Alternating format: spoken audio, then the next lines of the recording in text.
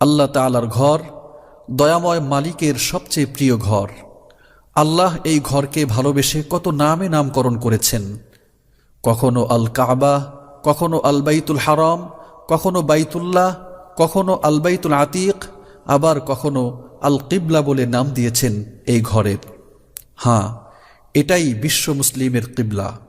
সারা দুনিয়ার সকল নামাজি মূল্যবান ইবাদত নামাজ আদায় করার প্রিয় মুহূর্তটি বড় ভক্তি ও শ্রদ্ধা, সর্বোচ্চ হৃদ্যতা আর প্রেমপূর্ণ হৃদয় নিয়ে এই ঘরটির দিকেই মুখ করে থাকে। কাছে দূরের সকল মুসলমানের সবচেয়ে বড় চাওয়া থাকে জীবনে একবার হলেও এই ঘরটিকে কাছ থেকে সচক্ষে দেখা আর বুকে জড়িয়ে ধরা। তাই আমরাও আজকে এই ঘরটিকে প্রাণ ভরে দেখব এবং এর চারপাশে ঘুরব।